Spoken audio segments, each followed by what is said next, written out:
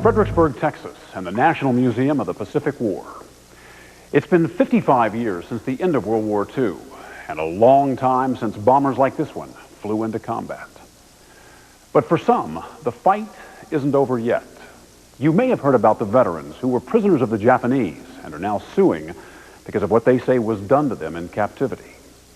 Well, tonight you'll meet a former POW whose story you have not heard, with a score he still wants to settle.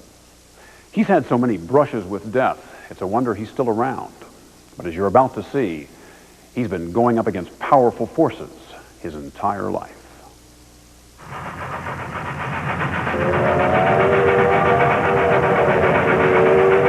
I got hurt pretty bad when I was a baby. I got run over by a train when I was 20 months old. Run over by a train? By a Great Northern freight train. And you survived? And I'm still here. Ever since he was a little boy, Frank Bigelow has had a knack for being in the wrong place at the wrong time and living to tell about it. I was sitting between the tracks. My brothers were supposed to be watching me, and I got out the gate. And old Joe LaFrance come down around the curve there to the east, stringing empties behind him, running about 75, 80 miles an hour. And he said by the time he saw me, he locked everything up on that train. And the engine and 13 boxcars went over me. I was underneath the 13th boxcar. Look at the scar on his forehead, and you'll see just how close he came to dying. I got a guardian angel. I must have. Who's this pretty lady you got with you? How you doing, darling? At age 78, he has had more near trips to the hereafter than anyone you'll ever meet. You better watch him out there right now. Maybe that's why he so obviously enjoys his life and his friends today. Hello, Charlie. In fact, bullets, exotic diseases, and starvation couldn't kill him, and neither could 2 years as a slave laborer, beaten and nearly beheaded, he says, by the masters he was forced to serve. It is so hard to sit and tell someone who hasn't been there about it. Because you can't believe what happened. I'm sure you don't.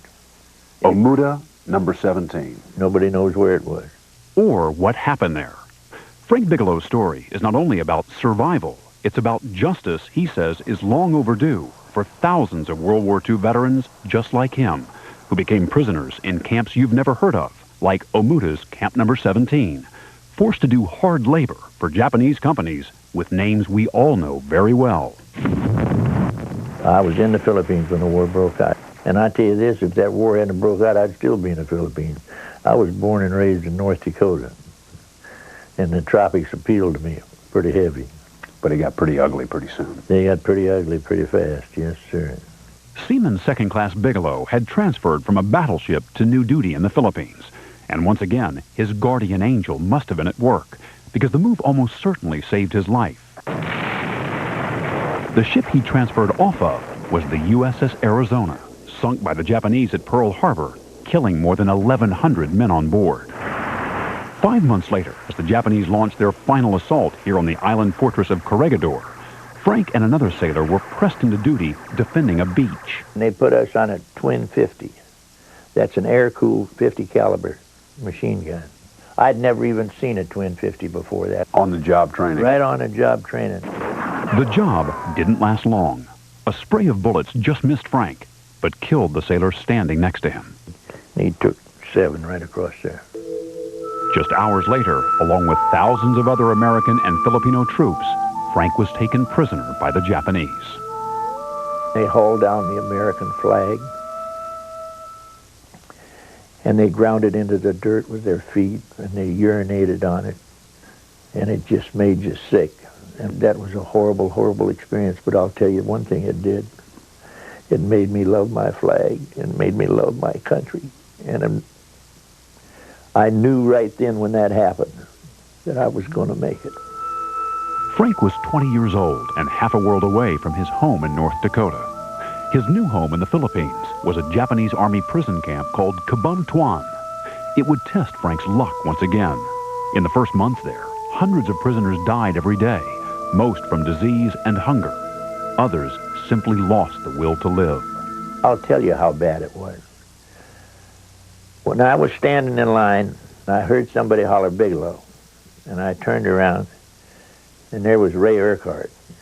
He and I went to high school together. We went with sisters together. That's how close we were. And he was in beautiful shape, except he'd hurt his back. But in about 2 or 3 days, I noticed he'd stopped eating. He gave me his food. And then in a couple more days, he wouldn't even go get his food. And he was going down, and I said, Ray, I said, what are you doing? And he said, Biggie, I can't stand it. I'm not going to make it. And I cussed him. I said, I'm going home and tell your old man that you was the yellowest, I'm not going to say what I called him, in the world. And he raised up and wanted to fight me a little bit. And I tried that about 3 or 4 times. Finally, he laid back and he said, you can't do it anymore, Big. And he died. 11 days he lived. That's how bad that camp was. Frank came close to not making it himself when he contracted malaria, jaundice, diarrhea, and dysentery all at the same time. I remember I raised up,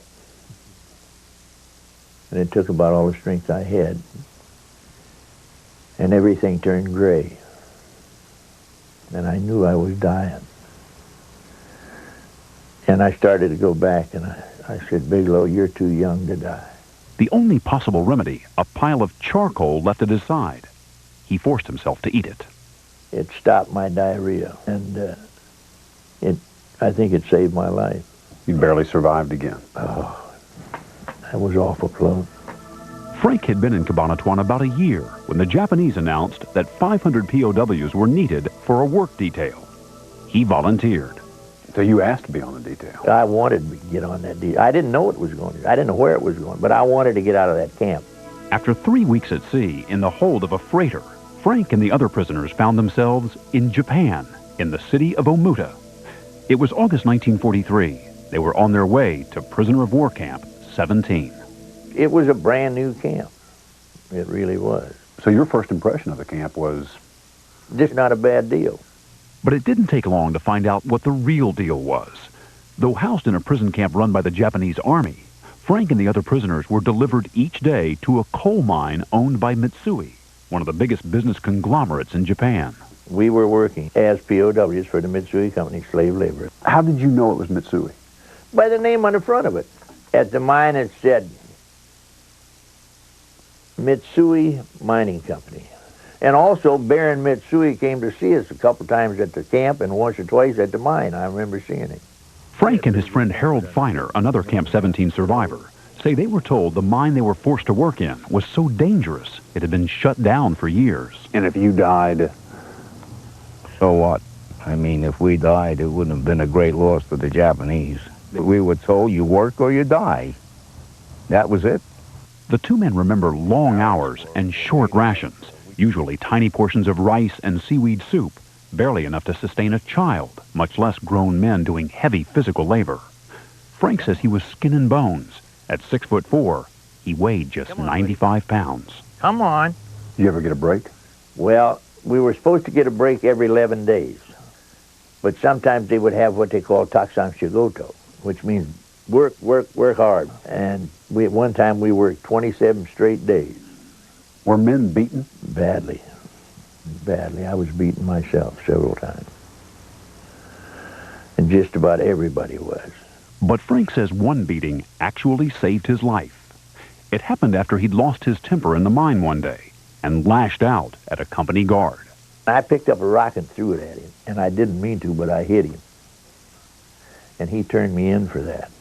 When they came up out of the mine, Frank's guardian angel appeared again, this time in the form of an American-educated Japanese who liked Frank.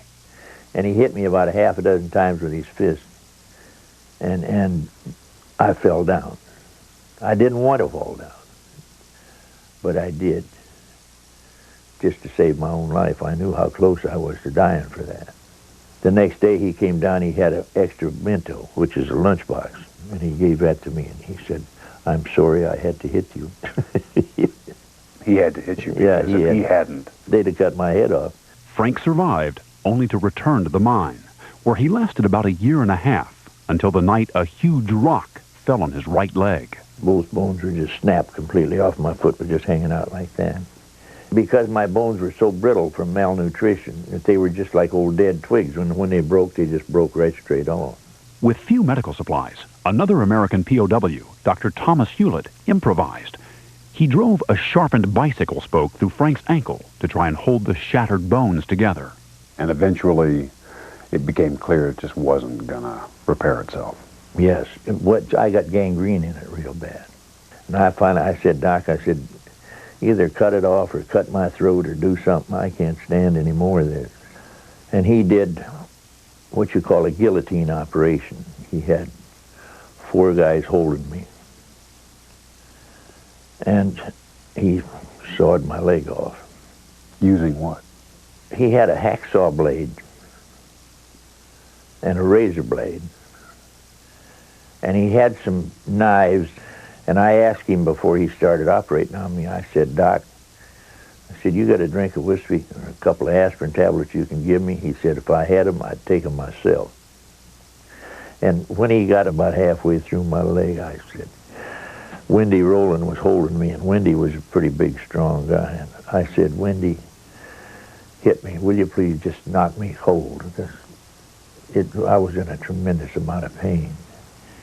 And he drew back his fist and he said, Biggie, he said, I can't hit you. He said, I love you. But he got it done. Showing us his leg today, Frank still marvels at the job Dr. Hewlett did.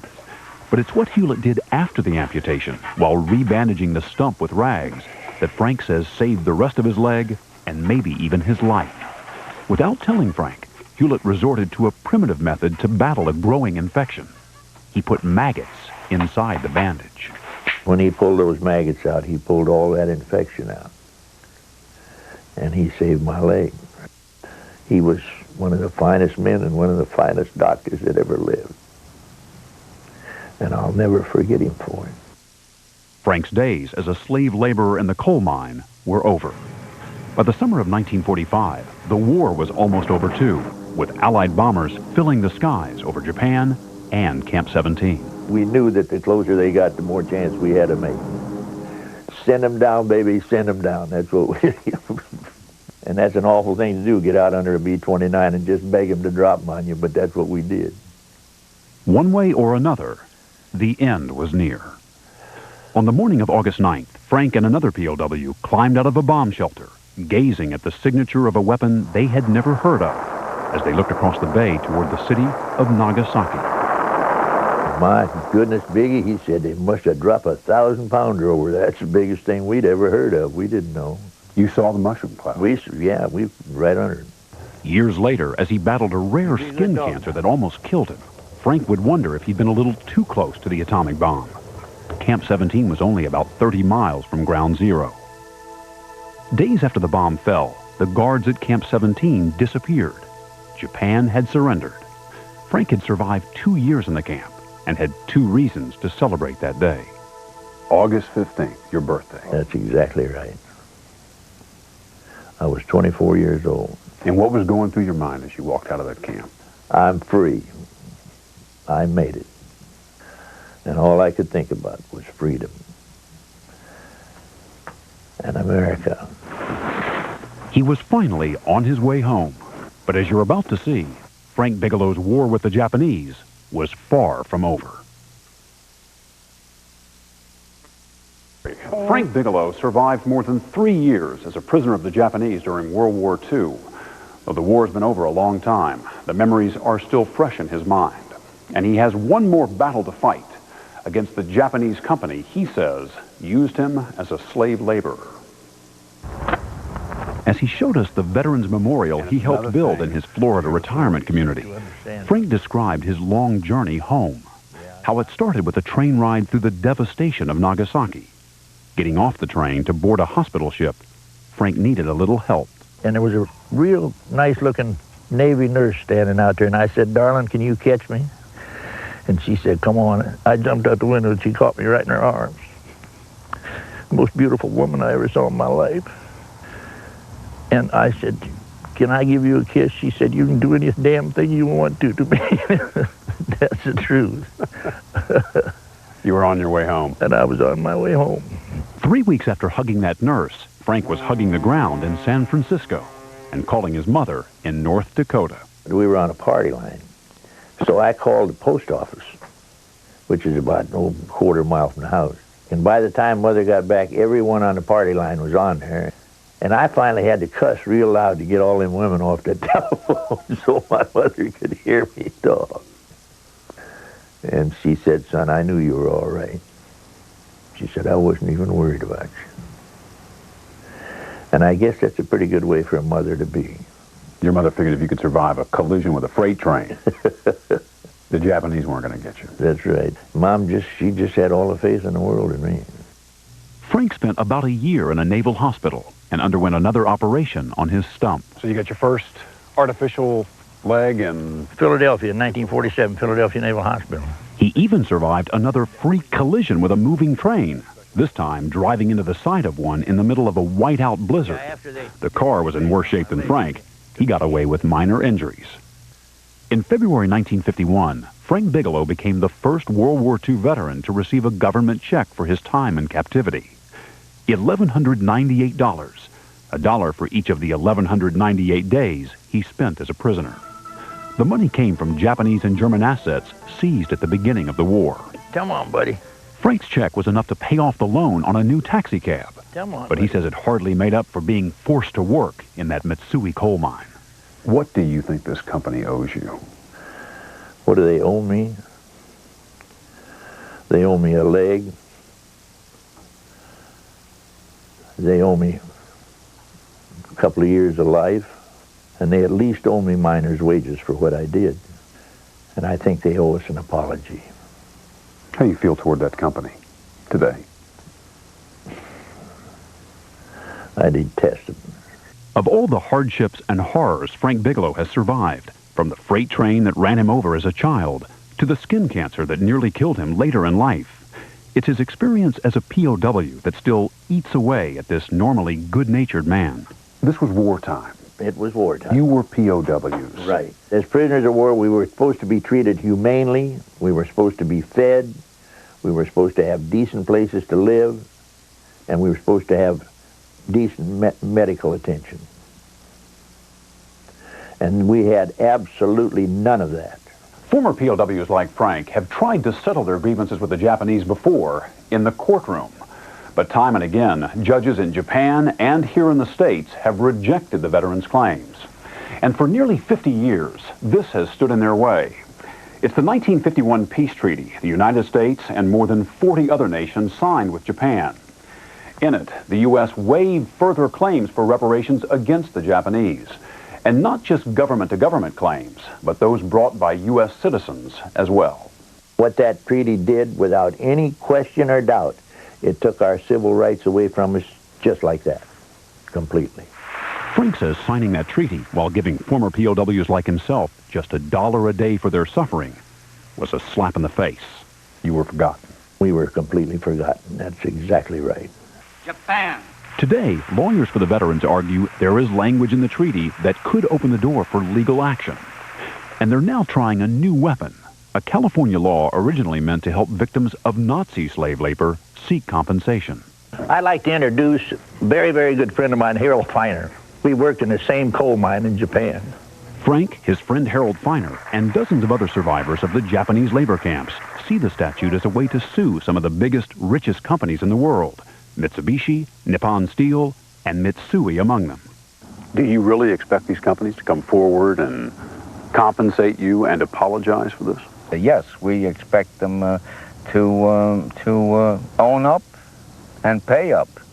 If their lawsuits go to trial, the veterans hope images like these will help them make their case. These haunting photographs were taken by Terrence Kirk, an old Marine who says he still suffers from the effects of diseases he contracted while a prisoner of war. And he still burns at the memory of his treatment as a slave laborer for the Japanese. Kirk was forced to work for another Japanese company, cutting up scrap iron. Like Frank, he says he and the other prisoners in his camp were also starved, beaten, and almost died from disease. The man on the right has got wet beriberi, and the man on the left is a case of malnutrition, and I don't believe any of them lasted for a month. Kirk took 6 pictures using a simple pinhole camera he built out of cardboard boxes and tape. He made one to show us how he did it. A Japanese American who worked at the camp smuggled in photographic plates and developed the negatives. If either man had been caught, execution would have been certain. I wanted the American people to see what the Japanese were doing to their boys and brothers, husbands and fathers, that somebody should know this. Kirk hoped his photographs would be used as evidence against the Japanese who had enslaved him. When the war ended, more than 4,400 political officials and members of the military were convicted of war crimes. But the industrialists whose companies used POWs as slave labor were never tried. Terry Kirk's photos never used. I gave the Army a set, the Navy a set, and the FBI a set of these pictures. And I waited for 38 years to see what would happen, but nothing happened. What's more, Kirk says the U.S. military even discouraged him from talking about his ordeal. In fact, after liberation, he and Frank and other returning POWs were told to sign this form, forbidding them from telling their stories without official clearance. The purpose was to prevent the disclosure of sensitive military information, but many of the men took it as a gag order. In so many words, keep your mouth shut. Don't talk about any of this. Keep it under your hat. But keeping it under his hat has kept the emotions inside of him festering. And now, with or without help from his own government, Frank is determined to have his day in court. Is it fair to hold these companies today responsible for what happened so long ago? Certainly. Time doesn't make anything better. Time don't change the things that actually happen. But the Japanese companies argue that time has changed everything.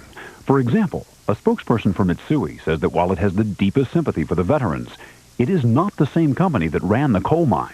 That old business conglomerate was broken up by the victorious Allies, and the companies that bear the Mitsui name today, including the Mitsui Mining Company, were formed after the war was over. I don't care if they were reorganized, reformed 100 times. They're still the same. They got the same name. They're the same company. That's something the courts will have to decide. If the past is any indication, the veterans face an uphill battle. But to Frank Bigelow, tough spots are nothing new. What goes through your mind when you come out here and look at this? Well, you know, Stone, I couldn't see that flag for 3 years and a half. And that flag means a great deal to me. I fly it at home every day of my life. I salute that flag every night before I go to bed. And I don't think you ever realize what you got until you lose it. And we lost it. It's a hell of a thing you've been through. Yeah, it was. But I sure thank God every day of my life for being right here. Every day. Officials at the State Department say though they recognize the suffering and hardship that veterans like Frank Bigelow endured, the peace treaty settled any claims against Japan, and there is no justification for reopening the question of reparations. Frank told us if this current effort fails, he'll give it another shot. As he put it, there's no question about it. I'm pretty hard to kill. For more information about Pacific War veterans and this museum, log on to our website. The address is dateline.msnbc.com.